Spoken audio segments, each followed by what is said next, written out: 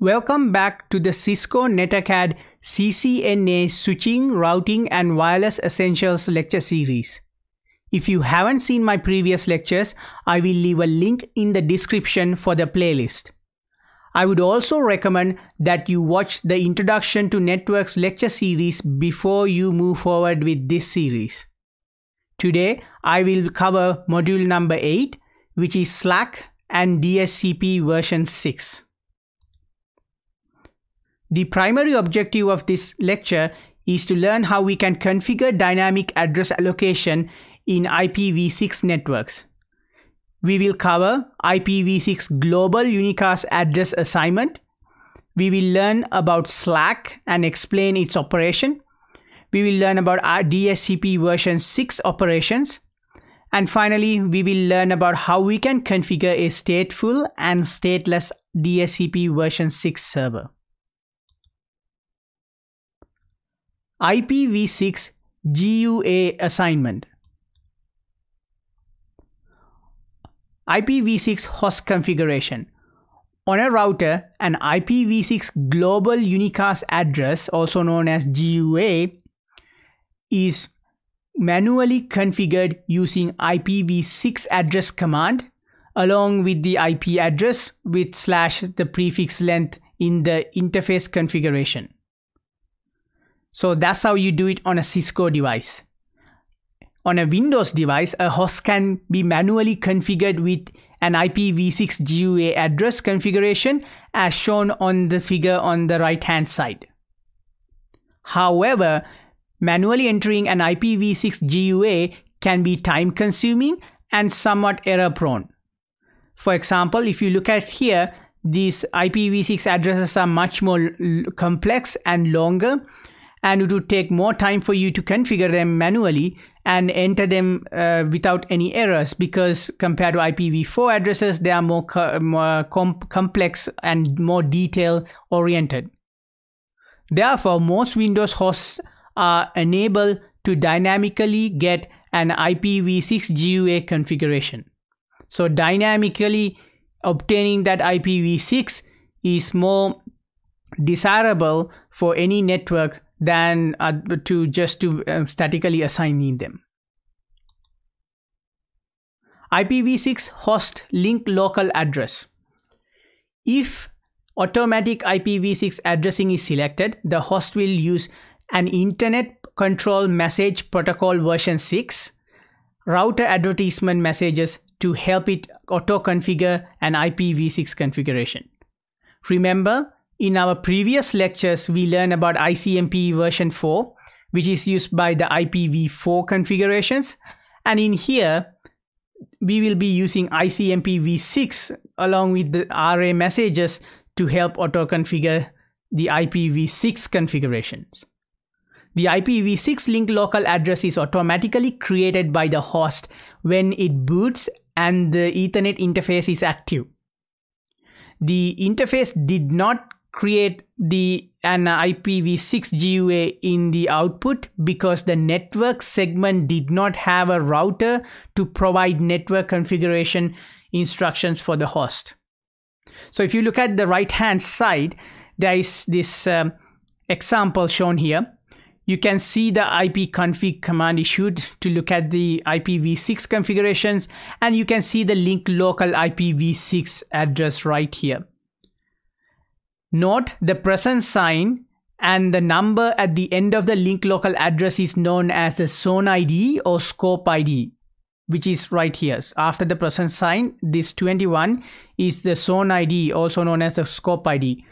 And it is used by the operating system to associate the link local address with a specific interface. Note DHCP version 6 is defined based on the standard of RFC 3315. For your exams, you should remember these key features associated with your link local IPv6 addresses because they do show up on your exams, but not so much. I haven't seen that Cisco asked this RFC 3315 standard or anything else like that. You just need to know how to identify different parts of this address and how to, explain what the ICMPv6 and the router advertisement. By default, an IPv6 enabled router periodically send ICMP version 6 arrays, which are router advertisements, that simplifies how a host can dynamically create or get its IPv6 configuration. A host can dynamically be assigned a GUA using stateless and stateful services. A stateless and stateful methods in this module use ICMPv6 array messages, route advertisement messages, to suggest to the host how to create or get its IPv6 configuration. Although host operating systems follow the suggestion of the array, the actual decision is ultimately up to the host. So on the right hand side, there is a very neat diagram that you should use that for studying for your Cisco, CCNA and CCNP exams, because that pretty much summarize how dynamic GUA assignment works. So we have two types of dynamic GUA assignment. One is a stateless, the other one is stateful. In the stateless, no device is tracking the assignment of IPv6 addresses. In stateful, a DHCPv6 server is managing the assignment of IPv6 addresses, just like a DHCPv4 server. And in stateless, we have SLAAC only, and we have SLAAC with DHCP server. In SLAAC only stateless part, what happens is the router sends router advertisement messages providing all IPv6 addressing information that include network prefix, prefix length, and the default gateway information. Then the host use the array information exclusively for all their addressing, including creating their own GUA based on that array message. In the situation where we have SLAAC with DHCP server, which is also known as a stateless DHCPv6, what happens is the router sends the router advertisement messages, provide IPv6 configuration information to the host, and inform them to contact a stateless DHCPv6 server for additional configuration. Hosts use the array information to create their own unique GUA and get additional information from the DHCPv6 server. On the other side, we have the stateful configurations, and in here we have one type. It's called the DHCPv6 server, also known as the stateful DHCPv6. In this situation, the router sends the router advertisement messages to inform the host to contact a stateful DHCPv6 server or the DHCPv6 enabled router for all IPv6 configuration information except the default gateway address. Host contact the DHCPv6 server to get all of their IPv6 addressing information. Host then obtains the default gateway information from the router, the router's advertisement messages, hence completing the process. So this is a really neat diagram for exams and studying for your quizzes. I would go over this diagram before your quiz or exam, because that will pretty much explain everything that at the higher level on stateless and stateful IPv6 DHCP servers. 3 array message flags. How a client obtain an IPv6 GUA depends on settings in the array messages. An ICMPv6 array message includes the following 3 flags: A flag, O flag, and M flag. A flag is the address auto configuration flag, which signifies to use the stateless address auto configuration or SLAAC to create an IPv6 GUA. O flag is the other configuration flag, signifies that additional information is available from a stateless DHCPv6 server. M flag is the manage address configuration flag that signifies to use a stateful DHCPv6 server to obtain an IPv6 GUA. Using different combinations of the A, O, and M flags, the RA messages inform the host about the dynamic options available. So these are the flags on that RA message that will be used by the router to inform the client what needed to be used for its IPv6 DHCP configuration. So in this example on the right hand side, we have a client which is PC1 and we have a router which is R1 and it is connected through a switch. So the client boots up and it sends a message saying I need an RA from R1, and it gets received by the router, and RA options gonna decide what kind of flag it will be associated with in that RA message that they're gonna send back to that client. So like a SLAAC only will have this type of flag. So we have A flag on and O and M flag down, and stateless DHCP, which will have SLAAC and DHCPv6, we have the A flag on, O flag on, and but not the M flag, it's down. And in stateful DHCPv6, it's only have DHCPv6 only. In that case, we're gonna get no A flag, but we're gonna have an M flag on. So this is how the RA messages use flags to inform your client. Make sure you understand how these flags works, because they do show up on your exams, and this is a fundamental concept on IPv6 GUA assignments. SLAAC. Let's look at a SLAAC overview. Not every network has access to a DHCPv6 server, but every device in an IPv6 network needs a GUA. So what can we do about it? So the SLAAC method enables hosts to create their own unique IPv6 global unicast address without the services of a DHCP server.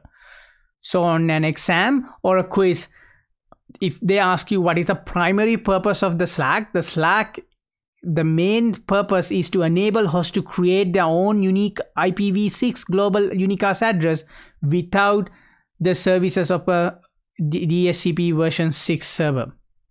SLAAC is a stateless service, which means there is no server that maintains network address information to know which IPv6 addresses are being used and which are available. So basically, because there is no centralized DHCPv6 server, it is a stateless service. So we are not keeping track of which IPv6 addresses are being used at this time. So SLAAC sends periodic ICMPv6 router advertisement messages. So it could be typically every 200 seconds, providing addressing and other configuration information for the host to auto-configure their IPv6 address based on the information in the router advertisement message. So remember that SLAAC sends periodic ICMPv6 RA messages, typically at 200 seconds, but it could be different times, providing addressing and other configuration information to all of their hosts to auto-configure their IPv6 address based on the information in the RA message. A host can also send a router solicitation, also known as an RS message, requesting an RA. SLAAC can be deployed as SLAAC only or SLAAC with DHCP version 6. So the next, we're going to look at how we can enable SLAAC. R1 in this diagram on the right hand side has G001 configured with the indicated IPv6 GUA and link local addresses. So there's the IPv6 address and the link local address. The R1 G001 IPv6 address include link local address FE80::1 and GUA subnet 2001:DB8 ACD blah blah blah. You can read that, it goes on. This is a mistake. This should be G001, not G000, but there's no 01 here. And IPv6 all node groups, we have FF02 and then ::1. So in this situation, the R1 is configured to join all IPv6 multicast group and start sending array messages containing address configuration information to host using the SLAAC. So if you look at the R1 configuration, you have it is set up with the FE80 : ::1 as the link local address. We know that because it's shown up here as a link local address, and we have the GUA set to this 2001 address right here. We have that as a GUA and the subnet information, and then we can see the IPv6 all nodes are receiving FF02 : ::1 as the configuration information. So I will go through them in a live lab demonstration on a separate video, but for now you should know this is what it look like if you enter the command show IPv6 and then whatever the interface associated with it. This is what the information that you will be seeing as a network technician. And you have to issue the command, the IPv6 unicast routing, finally after you've done all of this configuration, in order for this to take in effect. Otherwise it will not work properly. So that's another key information that you should know. Again, I will go through all these Cisco commands in one of my lab lectures. The IPv6 all routers group responds to the IPv6 multicast address FF02 : ::2 in this configuration, right?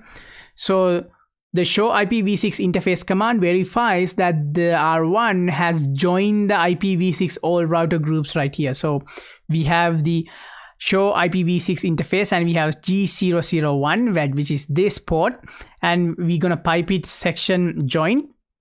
And it shows the join groups right here. It's showing FF02 : ::2. R1 will now begin to send array messages every 200 seconds to the IPv6 all nodes multicast address FF02 : ::1. So as a result, the R1 will now send array messages, router advertisement messages every 200 seconds to the IPv6 all the nodes multicast address FF02 : ::1. Let's look at SLAAC only method. Array messages from R1 have the following flags set. A = 1, which inform the client to use the IPv6 GUA prefix in the array and dynamically create its own interface ID.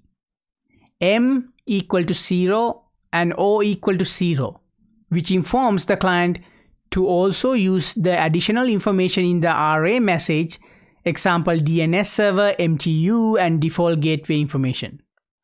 So in this case, the message have flag A = 1, M = 0, and O = 0. The ipv-config command on the Windows confirm that the PC1 has generated an IPv6 GUS using R1 array. So if you look at the IPv6 command, and it's actually showing that information. The default gateway address is the link local address of the R1 G001 interface. If you look at the default gateway, it has FE80 : ::1, and FE80 : ::1 is the G001 interface IPv6 address, right? So that's the link local address actually. So that shows that the configuration has been properly set based on this array message flags. ICMPv6 RS messages. A router sends array messages every 200 seconds or when it receives an RS message from a host. So router sends an array message every 200 seconds or whenever it receives that RS message from a host. So either or, it's gonna act on either one of those conditions. IPv6 enabled hosts wishing to obtain an IPv6 addressing information send an RS message to the IPv6 all routers multicast address of FF02::2. The figure illustrates how a host initiates the SLAAC method. So in this case, the PC1 has just booted and sent an RS message to the IPv6 all routers multicast address of FF02::2 requesting an array. So that's the RS message going out. R1, which is the router, generates an array and then sends the array message to the IPv6 all node multicast address of FF02::1. PC1 uses this information to create a unique IPv6 GUA as a result of that message being received back from the router. So this is the process how the PC communicate to obtain the IPv6 information. Host process to generate interface ID. So using SLAAC, a host need to get its IPv6 64-bit subnet information from the router array and must generate the rest of the 64-bit interface identifier, also known as the ID. So to do that, they can use either randomly generated method or the EUI-64 method. So I have covered this in my previous lecture series in depth, how this works.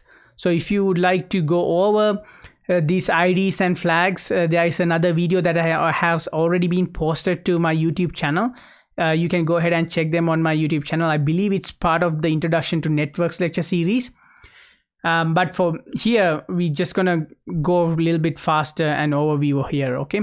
So in here, remember, there's 64-bit of IPv6 information from the router array along with the 64-bit interface identifier information combined together will create that the information that we need, right?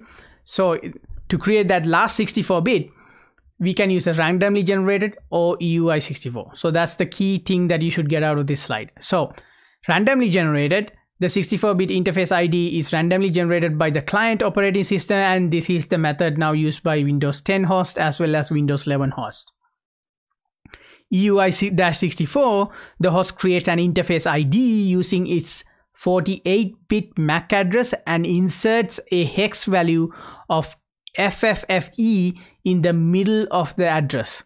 Some operating systems default to the randomly generated interface ID instead of the EUI-64 method due to privacy concerns. This is because the Ethernet MAC address of the host is used by EUI-64 to create the interface ID. So this is one of the reasons why most machines actually may use random generated, because by using part of the MAC address that may be able to be used by threat actors even within your network to identify where this MAC address is located. So this is one of the reasons why some of the machines may have randomly generated that last 64 bits. Note the Windows, Linux and Mac OS allow for the user to modify the generation of the interface ID to be either randomly generated or to use EUI-64. By default, however, Windows 10 and Windows 11 host will use the random generated random generation for that remaining 64-bit. Duplicate address detection. A SLAAC host may use the following duplicate address detection or DAD process to ensure that the IPv6 GUA is unique. Because remember, SLAAC is a stateless, right? So it doesn't have a central DHCPv6 server that handing out all of these IP addresses. So there is a way to prevent duplicate addresses, right? So to do that, how we do it is that we're going to use this process of detecting it. The host sent an IPv6 neighbor solicitation, also known as NS message, with a specifically constructed solicited node multicast address containing the last 24 bits of his IPv6 address of the host. So it doesn't send the entire IPv6 address it has, it sends the last 24 bits of that IP address that it has. If no other devices respond with a neighbor advertisement or NA message, then the address is virtually generated to be unique and can be used by the host. So if there is a device that has that same last 24 bits, then what's going to happen, an NA, a neighbor advertisement message, will be received by the host.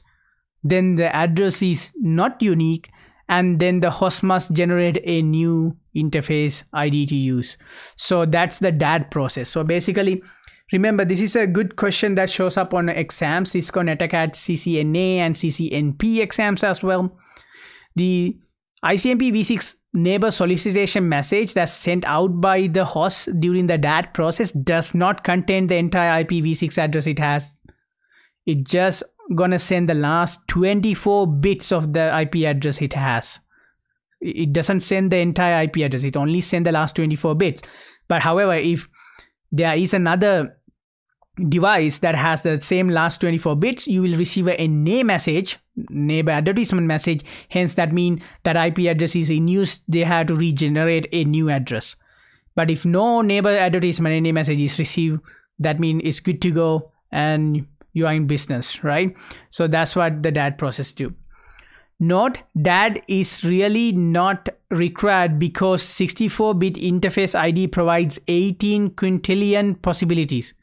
That's almost next to impossible to get the same IPv6 address between multiple devices. Therefore, the chances of duplicate address is remote. However, the Internet Engineering Task Force IETF recommends that the DAD is used. Therefore, most operating systems performs DAD on all IPv6 unicast addresses regardless of how the address is configured. So that's a key feature of using 64-bit IDs.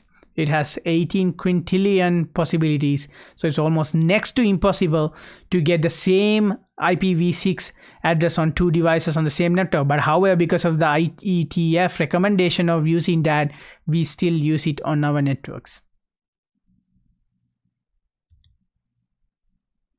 DHCP version 6. DHCP version 6 operation steps. Stateful DHCP-v6 does not require SLAAC while stateless DHCP-v6 does. Regardless, when an array indicates to use DHCP version 6 or stateful DHCP version 6, it goes through the following process. So it has 6 steps. It has the step of the host sending an RS message. Then the next one would be the router respond with an array message. The host sends a DHCP-v6 solicit message. The DHCP-v6 server respond with the advertise message.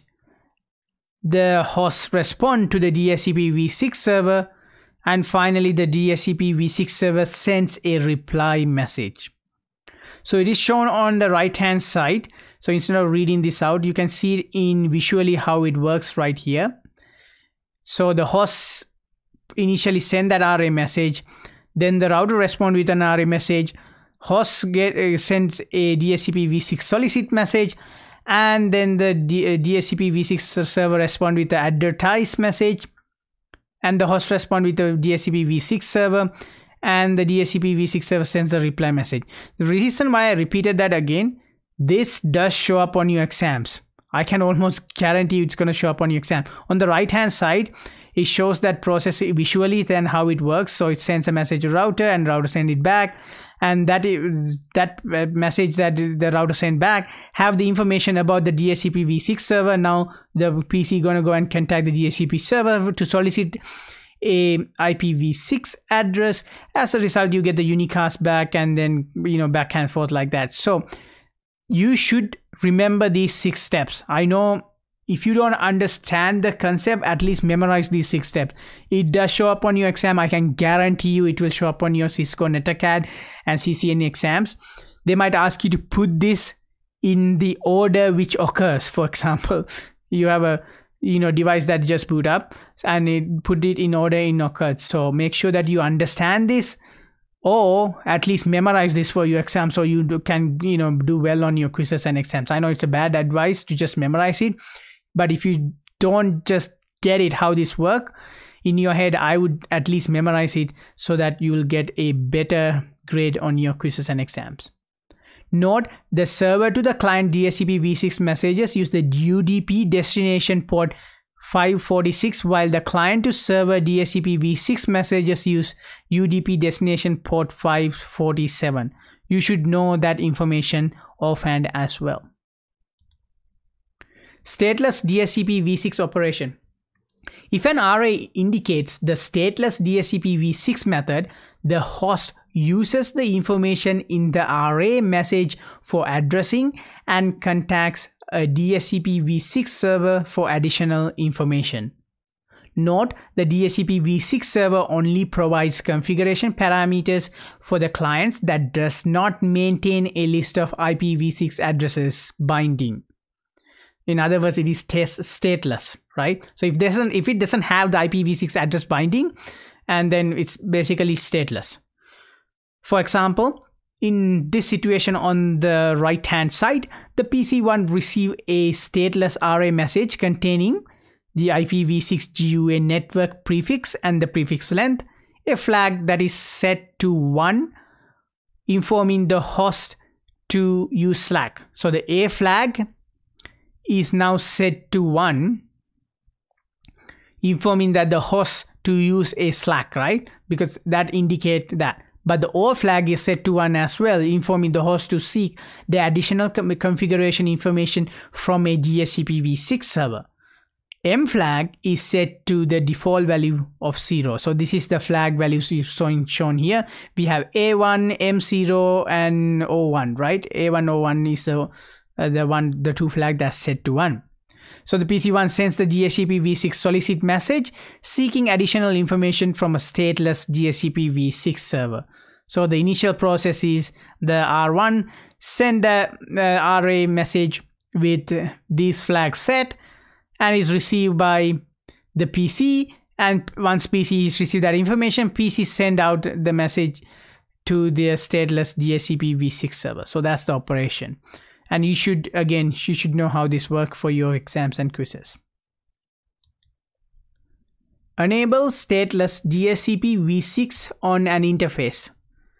So stateless DHCPv6 is enabled using the IPv6 nd other-config-flag command, which is an interface configuration command, and you can set the O flag to 1.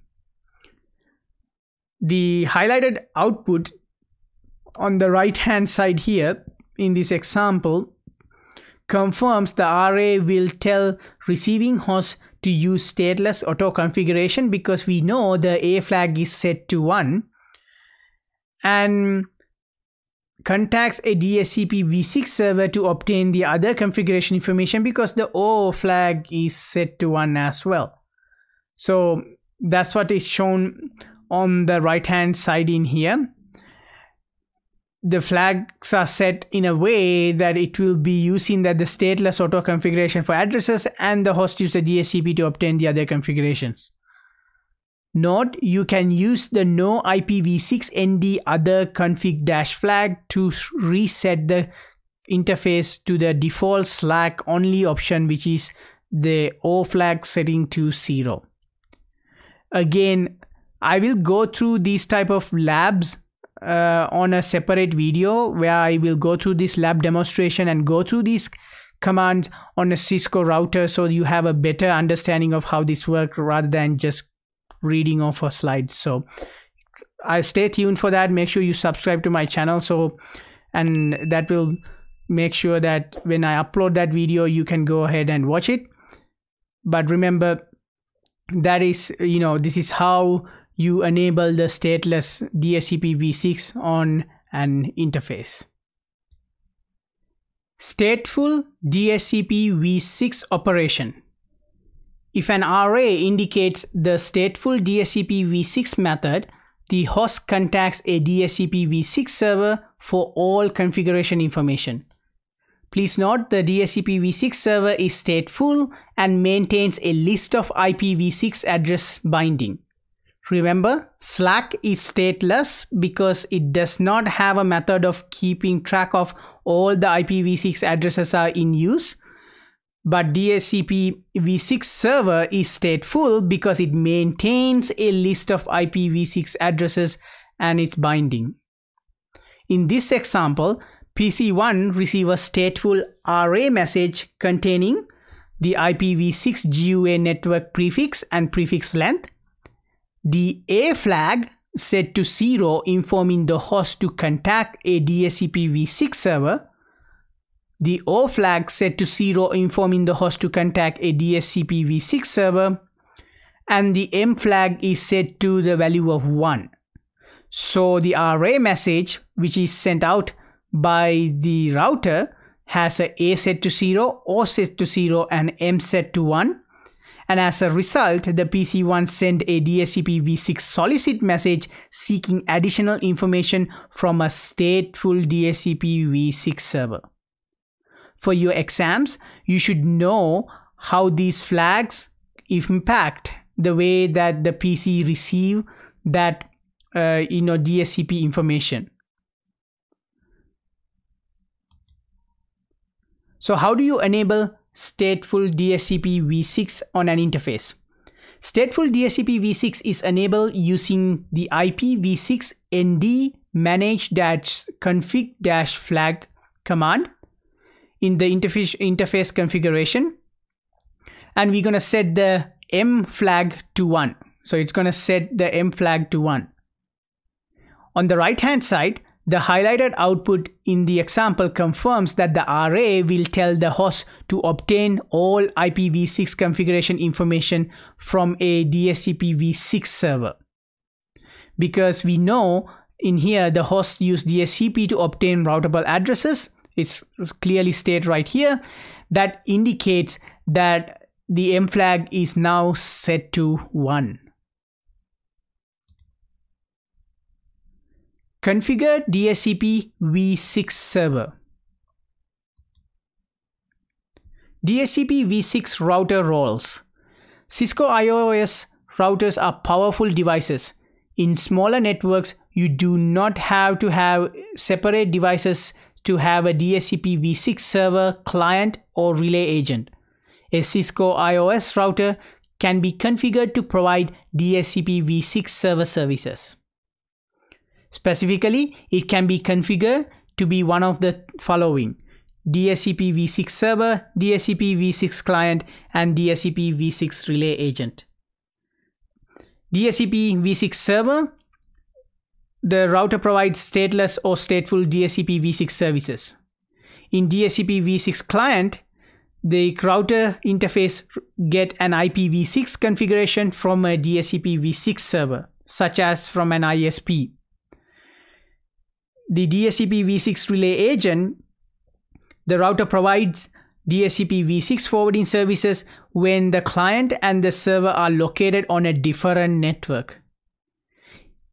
Remember, if you have gone through my previous lectures, this is very similar to the router roles DHCPv4 had as well. So if you remember from what we have learned previously about DHCPv4, this is probably very familiar to you. Remember, DHCPv4 server and the DHCPv6 servers and clients, all of them are doing a similar job. It's just one happened to be for DHCP version 4, the other one is for DHCP version 6. The operations between them are slightly different, but you can see similarities because they are performing a similar task. So that is why you may be a little bit more familiar with these terms, server, client, and relay agent, because these similar items did show up on our IPv4 lecture as well. Configure a stateless DHCPv6 server. The stateless DHCPv6 server option requires that the router advertise the IPv6 network addressing information in array messages. There are 5 steps to configure and verify a router as a stateless DHCPv6 server in Cisco iOS devices. The first step is to enable IPv6 routing using the IPv6 unicast-routing command. Next, we're going to define the DHCPv6 pool name using the IPv6 DHCP pool, and you're going to give the pool name here in the global config command. Then we're going to configure the DHCPv6 pool with options. These options includes the DNS server and domain name. So you can enter DNS-server and enter the DNS server name, and the domain name goes like domain-name, and you can give it the domain name, for example sanuja.com or whatever you like. Next, bind the interface to the pool using the IPv6 DHCP server command with the pool name in the interface configuration. Remember, you can manually change the O flag from 0 to 1 using the IPv6 ND other config flag interface command. Array messages sent on this interface indicate that the additional information is available from a stateless DHCPv6 server. The A flag is set to 1 by default, telling the clients to use the SLAAC to create their own GUA. Finally, what we're going to do is to verify that the host have received an IPv6 addressing information using the ipconfig/all command on Windows machines. Configure a stateless DHCPv6 client. So a router can be also a DHCPv6 client and get an IPv6 configuration from a DHCPv6 server, such as a router functioning as a DHCPv6 server. To do that, we need to enable IPv6 routing using the IPv6 unicast-routing command. You need to configure the client router to create a link local address. An IPv6 link local address is created on a router interface when a global unicast address is configured or without a GUA using the IPv6 enable command on the interface configuration. Cisco iOS uses the EUI-64 to create the interface ID. Remember, I have quickly gone over that 64-bit value, which the Windows machines automatically generate using a random.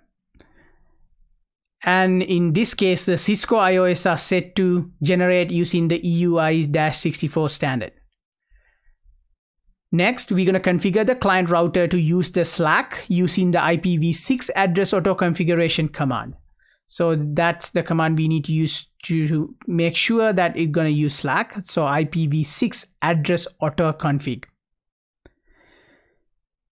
Then we're going to verify the client router is assigned a GUA using the show IPv6 interface brief command, and that will give you the information about the GUA.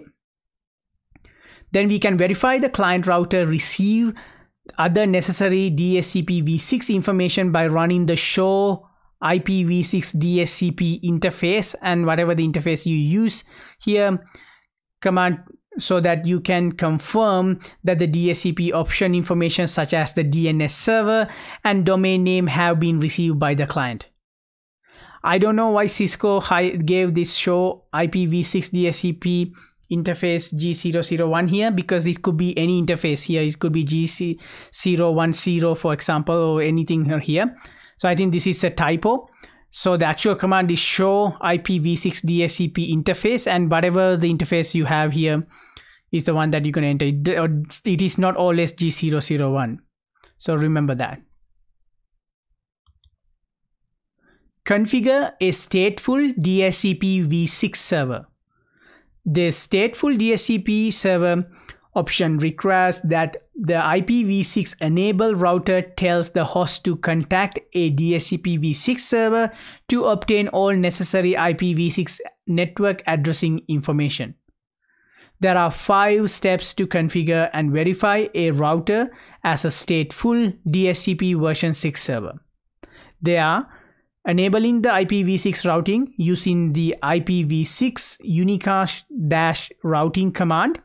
So on the Cisco iOS device, you need to enter IPv6 unicast-routing command. Then you need to define the DHCPv6 pool name using the IPv6 DHCP pool, and you can give the pool name here in the global configuration command. And next thing we're going to do, we're going to configure the IPv6 pool with the options, and those common options include the address prefix command, domain name, DHS server, IP address, and etc. etc. Then we're going to bind the interface to the pool using the IPv6 DHCP server, and then we're going to enter the pool name in the interface configuration command so that it'll bind to that pool. Remember, you can manually change the M flag from 0 to 1 using the interface command IPv6 nd manage config-flag. And manually you can also change the A flag to A flag from 1 to 0 using the IPv6 nd prefix default no autoconfig command informing the client not to use the SLAAC to create the GUA. The router will now respond to the stateful DHCPv6 request with the information contained in the pool. So you can run these commands to change the M value. So if you want to change the M value, you're going to run the IPv6 nd manage config-flag, and if you want to change the A flag from 1 to 0, you're going to run IPv6 nd prefix default no autoconfig command. So that will change those A and M flags values. Verify the host have received IPv6 addressing information using ipconfig/all commands on your Windows devices. Again, that's how you verify that the configuration is correct finally on your end clients running Windows by running the ipconfig/all command. Configure a stateful DHCPv6 client. A router can also be a DHCPv6 client. The client router needs to have an IPv6 unicast-routing enable and an IPv6 link local address to send and receive IPv6 messages. So you need to have this command entered, IPv6 unicast-routing. So there are 5 steps here as well to configure and verify a router as a stateless DHCPv6 client. To do that, first thing we're going to do, we're going to enable IPv6 routing using the IPv6 unicast-routing command. So that's that command.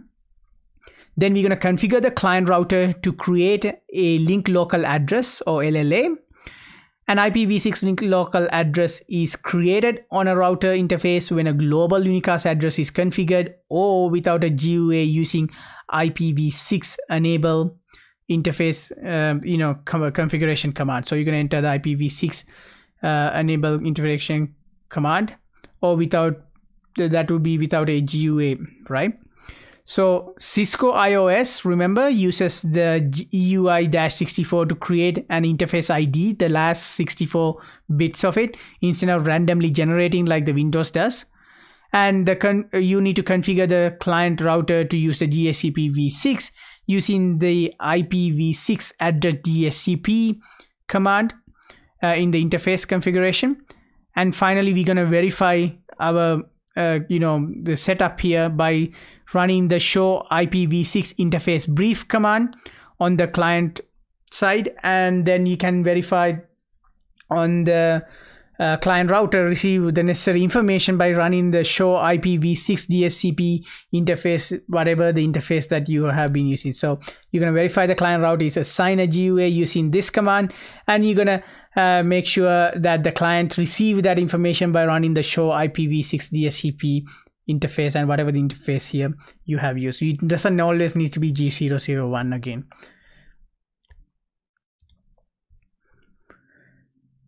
So DHCPv6 server verification commands. So show IPv6 DHCP pool command verified the name of the DHCPv6 pool and its parameters.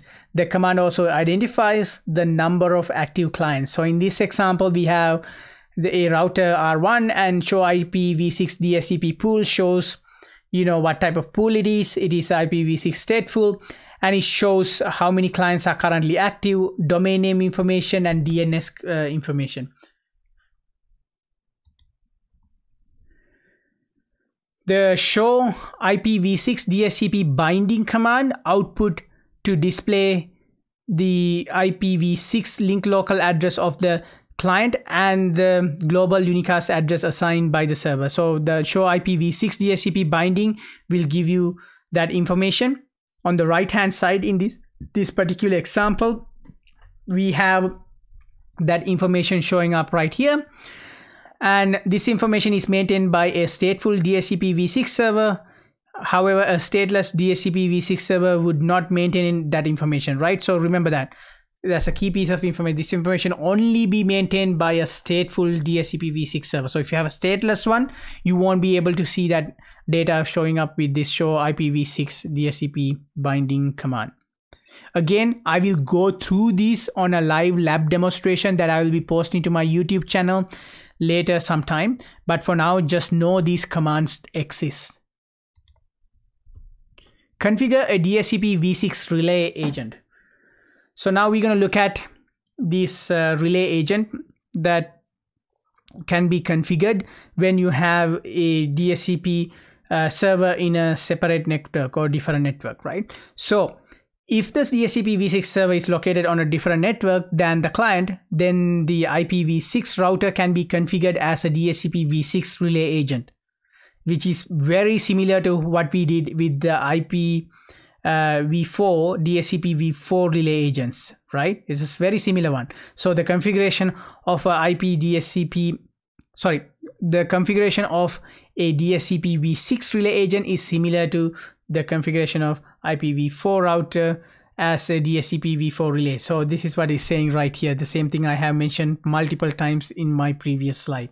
So this command is configured on the interface facing the DHCPv6 clients and specify the DHCPv6 server address and egress interface to reach the server as shown in the output. So this is the output right here. The egress interface is only required when the next hop address is an LLA. So the egress interface is only required when the next hop address is a link local address. Remember, egress interface is the incoming interface, right? So remember that from our previous lectures. So this is an example that's showing that, this configuration with the DHCPv6 relay agent setup. Again, I will go through them in a live lab demonstration on a separate video and post to my YouTube channel later sometime. So how do you verify the DHCPv6 relay agent? To do that, you can run the show IPv6 DHCP interface command as well as the show IPv6 DHCP binding commands. So if you go to your router and if you run the show IPv6 DHCP interface, and that will give you the relay information. It's right here, it says the gigabit Ethernet 001 is in relay mode. So on the relay router, that's what you're going to see. So if you go back onto our diagram here, so the R1, which is the one that is going to be having that setup for the DHCP relay agent, on the R1 show IPv6 DHCP interface show that the Ethernet 001 port is in relay mode. On the R3, if you run the show IPv6 DHCP binding, it will show that binding information that we have configured. So it's basically showing that it verifies the DHCPv6 relay is working. To verify Windows host, receive IPv6 addressing information, again we're gonna run the ipconfig/all command, and that will give you the IPv6 the information associated with your Windows client. That would bring us to the end of this lecture, and let's go over what we have covered. So before we do that, there is a lab called Configure DHCPv6. If you have access to Cisco NetAcad or to your academic institution website, please go ahead and download it and do them. If you do not, I will find a file of this lab and post it to my website so you can download and do them, because this lab will cover everything or most of the items that we have covered in this DHCPv6 lecture. So it is very important that you go through these labs because it will help you do well on your lab exams. So what did I learn in this module? So the summary of what we have learned going to be covered in next few slides. So we learn on a router, an IPv6 global unicast address, also known as a GUA, is manually configured using the IPv6 address command and associated information with it. So the IPv6 address, and then we're going to have the IPv6 address / the prefix length. When automatic IPv6 addressing is selected, the host will attempt to automatically obtain and configure IPv6 address information on the interface. The IPv6 LLA or link local address is automatically created by the host when it boots and the Ethernet interface is active. We learn the decision of how a client will obtain an IPv6 GUA depends on the settings within the RA message. In an ICMPv6 RA message, we have 3 different flags that can be dynamically assigned when the RA message is sent. They are A flag, O flag, and M flag. A flag is the address auto configuration flag. Use SLAAC to create an IPv6 GUA. O flag is the other configuration flag. Get other information from the stateless DHCPv6 server. M flag is the manage address configuration flag and use a stateful DHCPv6 server to obtain an IPv6 GUA. For your exams, you should know what each of these flags do and how different combinations will behave differently on the DHCP servers. So this is very easy to remember. Remember A flag, auto configuration, O flag, other configuration, M flag, manage address configuration. So that's one way to remember this. We learned the SLAAC method enables hosts to create their own unique IPv6 global unicast address without the services of a DHCPv6 server. SLAAC, which is stateless, uses ICMPv6 RA messages to provide addressing and other configuration information that would normally be provided by a DHCP server. We also learned that SLAAC can be deployed as SLAAC only, SLAAC with DHCPv6.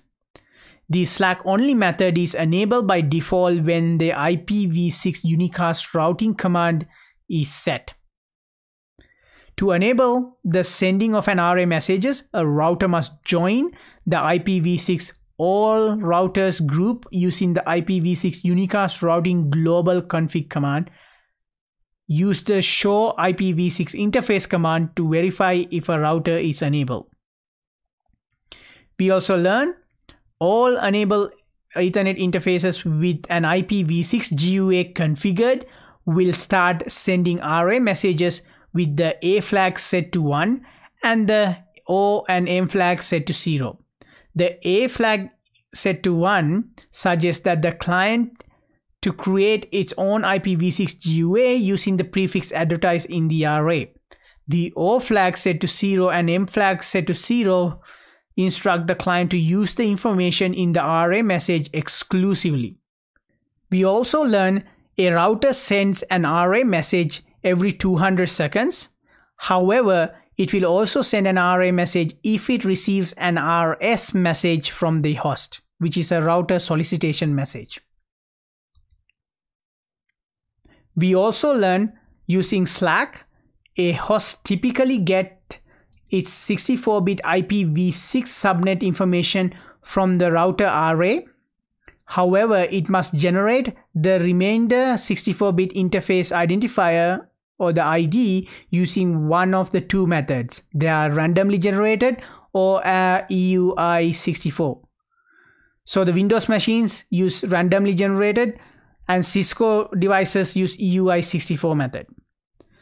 The DAD process is used by a host to ensure that an IPv6 GUA is unique. The DAD is implemented using ICMPv6. To perform DAD, the host sends an ICMPv6 NS message with a specifically instructed multicast address called a solicited node multicast address. This address duplicates the last 24 bits of the IPv6 address of the host. So it doesn't send the entire IPv6 address, it sends the last 24 bits of the IPv6 address of the host.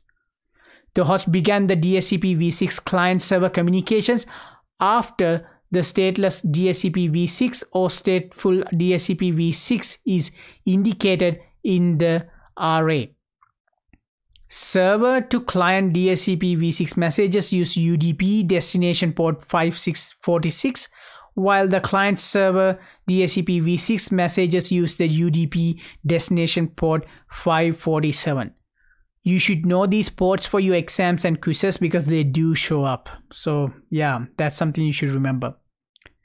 The stateless DHCPv6 option informs the client to use the information in the array message for addressing, but additional configuration parameters are available from a DHCPv6 server.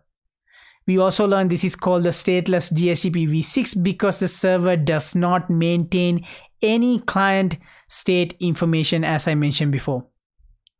Stateless DHCPv6 is enabled on a router interface using the command IPv6 nd other-config-flag in the interface configuration command, and this sets the O flag to 1. In stateful DHCPv6, the array message tells the client to obtain all addressing information from a stateful DHCPv6 server except the default gateway address, which is the source IPv6 LLA address LLA of the array. It is called stateful because the DHCPv6 server now is maintaining the IPv6 state information and binding information. Stateful DHCPv6 is enabled on a router interface using the IPv6 nd manage-config-flag interface configuration command, and this will set the M flag to 1. We also learned Cisco iOS router can be configured to provide DHCPv6 server services as one of the following 3 types. They are DHCPv6 server, DHCPv6 client, and DHCPv6 relay agent. A router can also be a DHCPv6 client and get an IP address configuration from a DHCPv6 server, such as an ISP, for example. The stateful DHCP server option requires that the IPv6 enabled router tells the host to contact a DHCPv6 server to get all required IPv6 network addressing information. We also learned for a client router to be a DHCPv6 router, it needs to have IPv6 unicast routing enabled and an IPv6 link local address or LLA to send and receive IPv6 messages. We learned that we can use the show IPv6 DHCP pool and show IPv6 DHCP binding commands to verify the DHCPv6 operation on a Cisco iOS router. If the DHCPv6 server is located on a different network than the client, then the IPv6 router can be configured as a DHCPv6 relay agent using the IPv6 DHCP relay destination command along with the IPv6 address associated with the interface that is facing on the IPv6 address of the DHCPv6 server. This command is configured on the interface facing the DHCPv6 clients and specify the DHCPv6 server address and egress, that means exiting egress interface to reach the server. The egress interface is only required when the next hop address is a link local address. We also finally learn how we can verify the DHCPv6 relay agent system is operational or not by running the command show IPv6 DHCP interface and IPv6 DHCP binding commands. And that would bring us to the end of this lecture. If you like these type of lectures, please thumbs up this video and subscribe to my channel.